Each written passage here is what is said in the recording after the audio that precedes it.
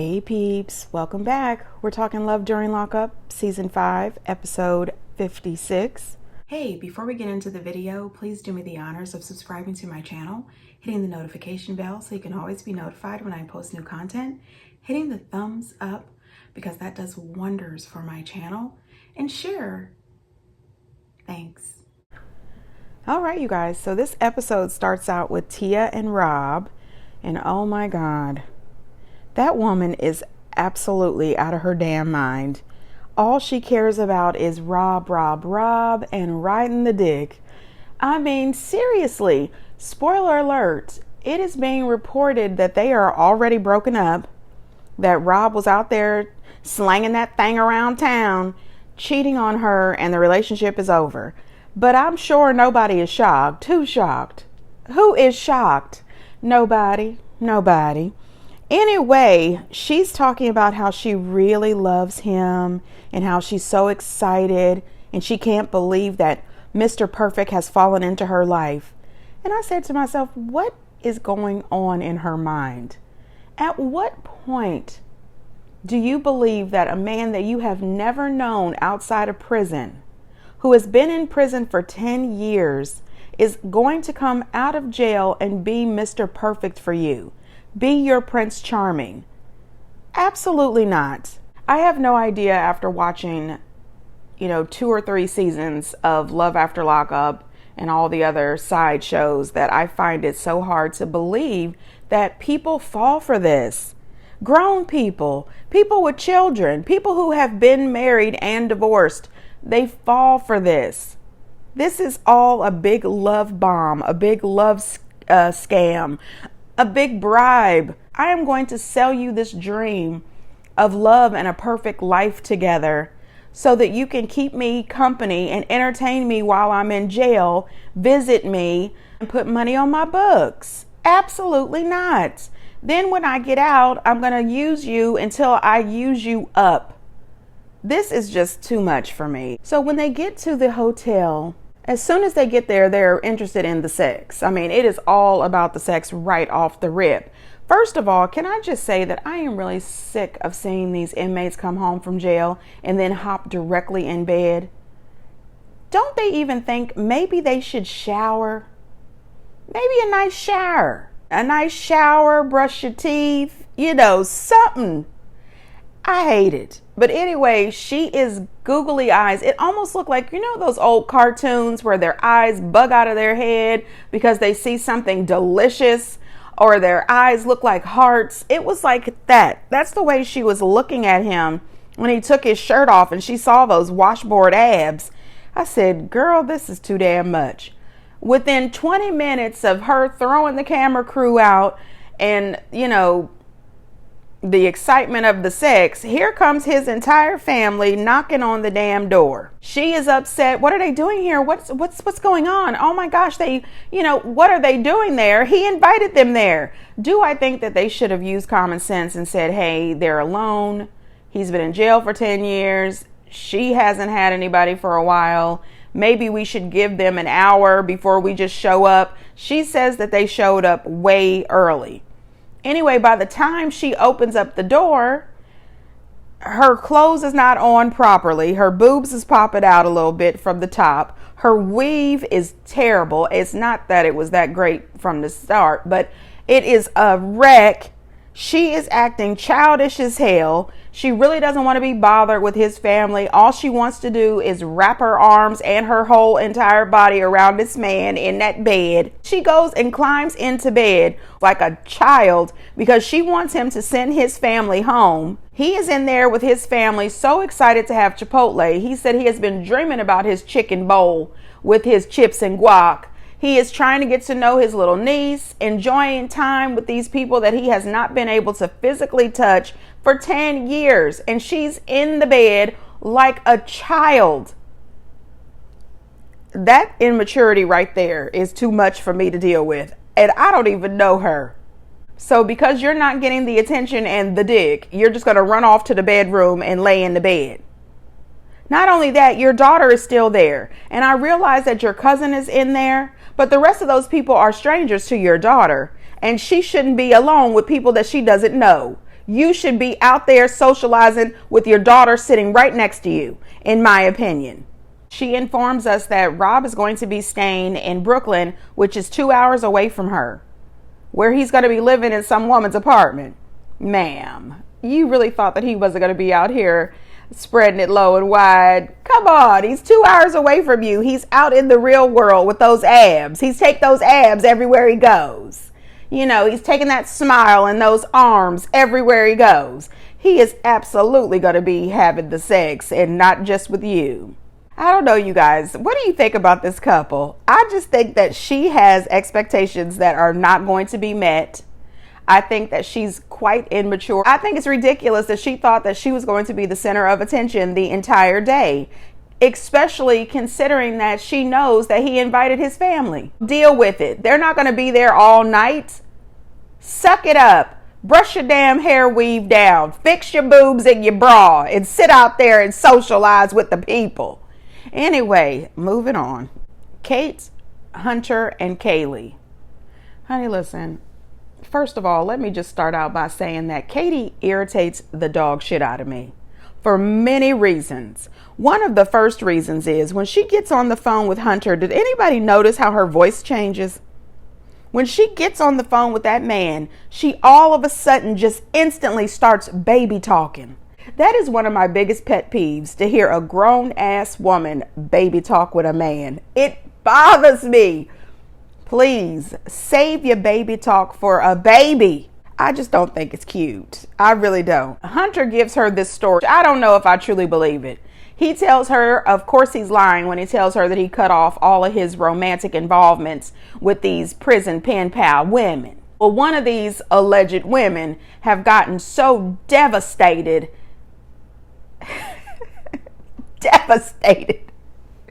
over the fact that he has broken up with her, and she has reached out to another inmate and offered to put money on this inmate's books if he whoops Hunter's ass. Okay, I think Hunter should get his ass whooped anyway, but that's not appropriate.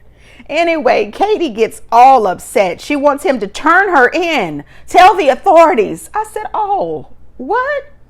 So you want Hunter, Mr. I'm a gangster, I'm out here driving under the influence, I rob a little, I steal identities a little, whatever the hell his crimes are. You want him to go and tell. He tells her that he will. I said, no, you won't. No, you won't. Even if this is true, you're not about to go tell. Because as soon as some of the other inmates find out that you out here telling, that gives them reason to whoop your ass for free. So anyway, she is devastated by this, and she tells him that this is now her problem, and these women need to be reported to the authorities. She is not here for it. She is devastated by it, and she's going to take action. I said, oh, look at you going to the manager, Karen. While she's deciding that she's going to go to management, she's going to go see a lawyer, Kaylee decides that she's going to go see a lawyer too. And for a second there, I said, is it possible that they could actually be going to the same law firm at the same time? Because they only live 10 miles from each other. Could they show up at the same law office? Wouldn't that be interesting? But no, they went to two different law offices. However, the two law offices that they went to, did you notice that they were really nice? Nothing like the other law firms or law offices we've seen some of these other people go to on the Love After Lockup franchises. Kaylee has decided that she's going to go see a lawyer because Hunter got an extra 30 or an extra 60 days on his sentence because of their nasty FaceTime calls. And she wants to see if she can get a lawyer to take care of this and get him out a little bit early. I said, ain't no way in hell that I would ever fight this hard for a fucking inmate. Absolutely not. Especially Kaylee, you never met him outside of the prison. Why are you going so damn hard? I'm sick of both of them. I really do think that both Katie and Kaylee both need to see somebody. When I say see somebody, it's not a lawyer or inmates. It's a therapist. Okay, both of you need to pick your self-worth the fuck up. This is not okay. There is somebody out in the free world who is a law-abiding citizen who will love you. You don't need this. I know that Hunter is attractive and he works out, but there's attractive men who work out who are not criminal. That's all I'm saying. Jeez. She sits down with the lawyer, by she, I mean Katie, and tells the lawyer that she set up the Prison Pen Pal websites and that these women were just to be used, pretty much, I'm paraphrasing, so that they can support him. And the whole time she's telling him this, she's saying this with a little bit of a smile on her face, and he's looking at her with utter disgust. I said, yeah, I'm looking at you with disgust too. The lawyer gets in her ass so beautifully, so professionally, and you can see the tears start to well up in her eyes because she doesn't think that she's done anything stupid. And I appreciate that he told her, you play stupid games, you win stupid prizes. She tried to skirt around her part with the Prison Pen Pal site and get on to the fact that this lady was threatening Hunter. And he says, well, let's not skip past this site. He tells her that if the prison decides to look into this, especially due to his concerns, the prison could actually make a case that he was using these women and scamming these women for money on his commissary, which is being extremely misleading to these women, and that's wrong. And she looked as if, well, that doesn't have anything to do with me. And he says, well, they could also look into the fact that you were involved by setting this up, so you're a part of the scam. She tried to make some kind of comment that, well, they decided to do it. They shouldn't be so delusional. And I thought to myself, girl, if delusional was a person, look in the damn mirror, pull up the dictionary, because it's you. You are delusional too. They fell for the love fraud, and so have you. This was a scam, and you are partially responsible for it. She's going to tell him, well, those ladies should have been clear about the terms of their relationship. Are you clear about the terms of your relationship? Then she tries to compare her setting that site up to sugardaddy.com or sugarmama.com. And he told her absolutely not. You can't compare the two because on sugardaddy.com, sugarmama.com, there's another one called financialsomething.com. Don't ask me how I know. Anyway, the man explains to her that it is stated on those sites that this is a financial arrangement. So they know that this is not here for love. You are here for, entertainment and the sex and cash or charge or wire or ACH. I'm just saying, you know what I mean? Get me a little cashier's check.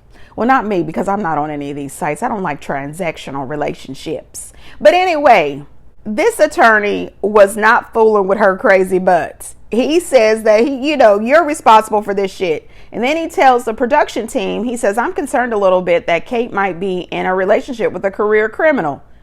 You think? Do you? Oh, he says she needs to think through the morality of some of the things that are happening, like this Sugar Mama website. Even if you don't care about the person or you think that the person is an idiot, you don't have the right to take advantage of them. And I think that is something she probably needs to meditate on a bit and think about it. That's a giant red flag. Okay. Did he read her down? That is exactly the truth. Katie, you are a part of the damn problem. And if you keep pressing about reaching out to the damn prison to get them to investigate this woman, and if they all of a sudden look into it, you could be getting a letter from the Department of Corrections. The same way Jamaica, that girl got a letter regarding Donnie. You're sitting here looking down on those women that you set up to be robbed, in my opinion, and you should be thinking about yourself. You are no better than any of them. They believe the love story that Hunter is selling, and you believe it too. So then we move over to Kaylee. She's at this lawyer's office, and I would be so embarrassed to explain to this lawyer that you have been having all this naked phone sex with this inmate. But she told the woman with a straight face, and the lady tells her that she can help get some of his time down for $15,000. She was shocked. I said, well, I'll be damned. $15,000? I don't give a shit if they gave him another year. You can make it. I'm not paying $15,000. She says, well, that's a lot of money, but it's worth it. She's willing to pay the $15,000 for Hunter. The lawyer looks at her with just sad face, sad eyes. She tells the lawyer that over the last few months that she has been with him, she spent anywhere between $5,000 to $6,000. And she thinks that it's worth it to pay anything to get him out of jail because she knows that he's going to bless her tenfold when he gets out of jail. And the attorney keeps it 1,000 with her and tells her, I know that you love him, but I don't think you want to get involved in this type of situation where you spend all of your time and your money on this guy who's just going to take advantage of you. That is all facts. Is she listening? No. Is Kate going to listen? No. They're both going to believe the story that he has sold them. This is a beautiful dream. He is a handsome man who is going to get out of jail. He's going to do right. He's going to be faithful. He's going to be honest. He's going to get a job. He's not going to drive under the influence anymore. He is going to be there to support you in your every dream, your every whim. You're going to travel the world together. You're going to ride horses. You're going to yoga. You're going to do all of these beautiful things together. No, none of that bullshit is going to go down because he's going to get out of jail and he's going to do Hunter. And he's got two choices. He can decide that he wants to be the Hunter that he sold you, or he wants to be the Hunter that he really is. Who the hell knows? But I know one thing. Both of you are out here wasting your time and your love on Hunter, when you should give your time and your love back to yourself. Invest in yourself and stop fucking with Hunter because he's full of shit. And I would not be surprised in one bit if there was more of these prison ladies that are still on the hook. I'm just saying. Anyway, moving on. Sam and Crystal. Honey, listen, I can't stand Crystal. I can't stand that woman. I dislike her more and more every damn episode. But you know who else I don't like? Sam. You know, I want to talk to Sam so bad, just in person somehow. I want to talk to Sam and I want to tell Sam, love yourself, seek some help, call your mama, go home, Sam. Like, it's just too much. It's too much. Sam, you're getting on my damn nerves, Sam. Sam, I would like to pop you. I really would, just to get you to snap out of it. You know how sometimes people just get hysterical and you have to smack their face real quick? I'd like to smack Sam's face like that. You know, not to hurt you, just to snap you out of it. Snap out of it. I'm just saying. Anyway, Sam is upset because he hasn't heard from Crystal. And they've been together for 5 years. And she calls him like clockwork on this schedule. But Sam was not able to come visit her. He worked a 24-hour shift and she wanted him to drive 6 hours to see her, have a 2-hour visit, and then drive the 6 hours back home. Sam said he would have been up for over 38 or 39 hours if he would have took that drive after getting off work, and he just didn't want to do it. And my thought is this: if you love a person, man or woman, and you know they have worked 24 hours and you still want them to get behind the wheel to drive 6 hours to see you, they could fall asleep behind the wheel. Anything could happen. If you loved them, you would definitely tell them, don't even think about it. Go home and get some rest. If you press that issue, you don't give a fuck about that person. You are just selfish and you just think about you. The man just came down there and saw you last weekend. Grandma Rita didn't come see your ass, but he showed the hell up. You are a disgusting person. I can't stand this woman. It pisses me off. So he jumps in his car to drive over to Grandma Rita's. And my first thought was, did you call Grandma Rita? Why didn't you just call her? You know, a phone call would work. Call up Rita and say, hey girl, have you talked to Crystal? Why drive all the way over to Rita's? Second, did Rita know you were coming? I'm assuming so because the cameras were there, but still, don't just show up to my place. Anyway, he gets over to Rita's. Rita tells him that, yes, she's called me and she's got an attitude with you. She's upset that you didn't come visit her. And then Grandma Rita pisses me off a little bit because she makes this comment that, well, she's up for probation now. And she had planned, she really wanted to see you the same way she really wanted to see your ass last weekend, Rita. Okay, leave him the hell alone. He just told you that he worked a 24-hour shift and he didn't want to get on the freeway behind the wheel for another 6 hours. and then visit with her ass for 2 hours and jump on the freeway again for an additional 6 hours. What the fuck don't y'all understand? And he's also saying that, of course, his job is taking care of him, her, and Grandma Rita. And she's acting as if she can't understand why he don't come to see her. She wants him to do whatever she says when she says it. He is concerned that she's got a little girlfriend in prison. Listen, don't be concerned. She's got a girlfriend in prison, if not 6. This man is not allowed to watch the corn. He's not allowed to go out with his friends. Who are you talking to? What are you doing? Did you go over to Grandma Rita's? Did you buy all the food that I like, even though I'm in jail for another 7 years? He's not allowed to breathe properly. But she's allowed to lay up in prison with some other woman, binge watching TV on his dime. What the hell? I'm not here for this bullshit. Grandma Rita, who I think Grandma Rita wants him and Crystal to break up, because I think Grandma Rita wants to date Sam. She likes the benefits that come with Sam. She reminds Sam, she says, you think she's seeing somebody else? Then soon after that, she says, well, you know, Brittany's back in jail. I said, what? So it seems that her ex-boo, who she really cared about, is in jail with her again. You know that's her new girlfriend. You know they have gotten back together, and Rita is bringing this shit up to be messy as hell. Now this man has moved halfway across the damn country to marry this woman that he had never met outside of jail, got that woman's name tattooed across his forearm like an idiot. He is working full time, doing everything he can for her and her grandma, and she is just a selfish ass woman who doesn't give a shit about this boy. And you know, the truth is, even though Rita is Crystal's grandmother, I think that if she really cared about Sam in any way, she would just tell Sam, listen, young man, Crystal is using you. This is how she is. Go on back home to your family. You need to go on and move on and be happy. I know that some people say, well, you don't do that to your granddaughter, but I would. And, you know, this is just my opinion. I would not allow anybody in my family to use another person, because that person has family. That person has feelings. That person has a life. You can't hold on to somebody and do somebody dirty. You got to tell the truth. You got to do the right thing. And the right thing is for Grandma Rita to sit him down and tell him, go on about your business.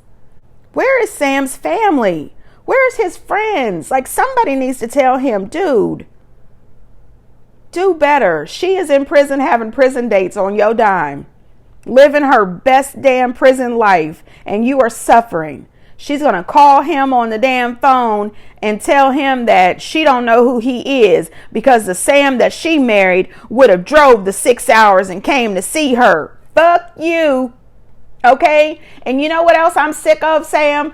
I'm sick of you being so gangster in your fucking confessionals, and gangster while you talking to yourself in the car. But when you get her on the damn line, you act like a baby. Fuck that. Tell her to fuck off. I am sick of them. Anyway, let me just go and move on. They done got my blood pressure up. Jakima and Donnie. I think I finally got her name right. If I don't, sorry. Anyway, she went to some sort of dance class, twerk class, aerobics dance workout. I don't know. I don't know if it's really qualified as a dance class, because I didn't see an 8 count. I didn't see 8 counts. I didn't see 16 counts. As a matter of fact, I didn't even see 4 counts. I don't know what the hell it was, but you know, not me, girl.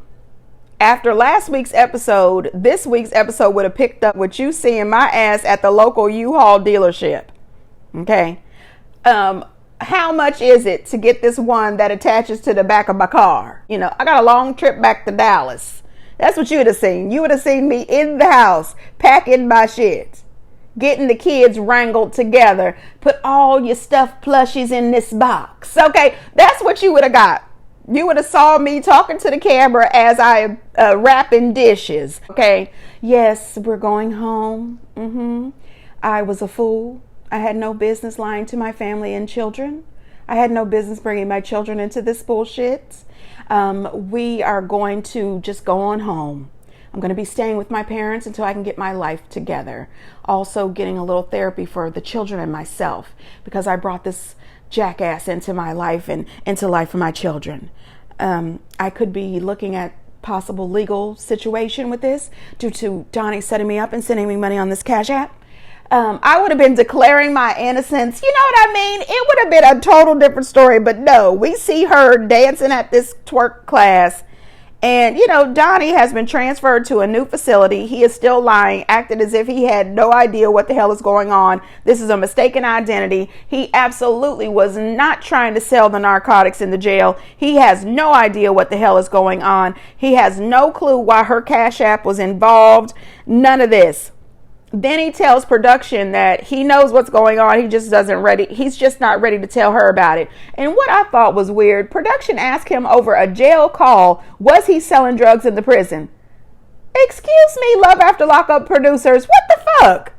He tells them no, of course not. And this call is being recorded. I can't speak about stuff like this on this call. They know that. Entrapment. What the hell? He's got another 2.5 years, and she's in Ohio talking about, so I'm supposed to stay here another 2.5 years, 3 hours away. Now she done moved from Texas to be in Dayton. Anyway, and he's moved 3 hours away from Dayton now. I'm sick of them. Girl, listen, head over to the U-Haul. Take your ass home. This don't make no sense. The last place I would be is twerking class. Absolutely not. I would either be at home packing that shit up or at a law firm trying to figure out, am I in trouble? She's screaming how much she hates him. She hates him. Listen, a couple episodes ago, you were having your kids calling him daddy. Y'all were making plans for the future. You have gotten your children involved with this bullshit. Now that you need to take your ass home, you're going to have to sit the kids down and explain to them that Donnie is not daddy and y'all not going to be together. This relationship is not going to work out. This is why you don't involve children like this. You need to figure out your life. Figure out if you're going to be brought up on any kind of charges regarding him sending you money using this Cash App. Go home. Jeez. If you're even allowed to leave the state now, who knows? Moving on. MJ and Willie. Again, I'm going to say it. I don't enjoy this couple. Not even a little bit. I think that MJ is full of shit and I'm sick of her. And I still don't believe that she's 37. Anyway, she's on the phone with her ex-husband and you could just see it. She looks like a child. She's on the phone with her ex-husband. She is smiling from ear to ear. She is enjoying all of this conversation that he is giving her about loving her, wanting her back, doing right this time. They need to rekindle their love. She is soaking this attention up. She's saying, I love Willie. I really love Willie. But your actions, your body language, everything is saying, I want to be back with Amar or whatever his name is. Come on. Stop playing with yourself and stop playing with these dudes. She makes the comment that her ex really knows her. He knows how to make her smile. He knows how to make her happy. He knows how to make her sad. They've got 13 years together. Then why don't you go back to him and stop playing these dumb games with Willie? She says that she left him because he liked to drink, smoke weed, and party a lot. And she had decided to cut off drinking after her, DUI situation or whatever. And she feels like he's not taking it serious. So it sounds to me that Willie is not good for you. And maybe your ex is not good for you either. And you definitely, out of all of them, need to get into therapy. You need help. You need help. You've got to stop this. This is not a good place to be in. You can't play with these two dudes. You got to make a decision. Either you're going to pick one, or I personally would pick a therapist. Willie calls her, and of course, he's still insecure as a motherfucker. I have never seen anybody more insecure than Willie's ass. This is a grown-ass man in jail who is scared of everything. I think he's afraid of his free meal ticket going away. He told her, you keep saying that you want to move to Utah to be with your family, but I think you want to move to Utah to be with your ex. And she says, my family is here. My mom has cancer. And he says, well, I thought that we were going to be a family. You don't need to move there. That would have been the last conversation I ever had with Willie. I am never going to choose your inmate ass over my family. Absolutely not. My mom has cancer. I need to be here for my mom. And I do believe that with MJ, that 50% of her wants to move there for her family and her mom. But I think the other 50% wants to be there to see what's going to happen with her ex. She gets so upset in the back of the damn Uber. She is so damn dramatic. She jumps out the Uber, runs into the house, goes into the room, falls to her knees to have a cry. I said, well, what? Is she auditioning for community theater? What the fuck is this? No, ma'am. No, ma'am. I'm sick of her. These are choices you made. You are in a situation you set up for yourself. Get the hell out of here with this bullshit. Now, when her brother got there, I almost like to cried. They hugged each other so tight. They both had tears in their eyes. I said, oh my God, when's the last time you seen your brother? When is the last time y'all sat back and had a conversation? Listen, her brother, she's a wreck. And he knows it. He also is up on her and this bullshit with Willie and Ahmed or Ami or whatever his damn name is. Her brother says he thinks that she's lying to herself about this love that she's got for Willie. He says they have 13 years together and he knows in his mind that she is definitely taking him back. They are definitely going to get together. And she's talking about she needs to meet up with him so that they can talk, maybe, you know, have a chance of having some closure. That's a damn lie. As soon as you see him, that visit is probably going to end up with a ride on the dick. I'm just saying. She's wasting her own damn time and everybody else's. If you want to be back with him, just go on. That comment she made, I know Willie will be a good father and I know he'll be a good protector. How do you know this? You already told us he's been in and out of jail his entire life. How is he going to provide? How is he going to be a good father? I love Willie. I love Willie. Okay. Say that to yourself 1,000 more times and maybe you'll believe it. It's not true. You don't love Willie like you say you do. Your body language was screaming, I want to be with my ex. And I think that she is enjoying the attention that she's getting from both of these men because she's in need of attention. But this is the wrong kind of attention. It's very dangerous to play with two people. Whether it's two women or two men, it's dangerous. Especially once Willie gets out on these streets. You need to stop fooling around before somebody gets hurt. That's just my opinion. All right now, peeps, get down in the comments and let me know what you think. And until next time, bye.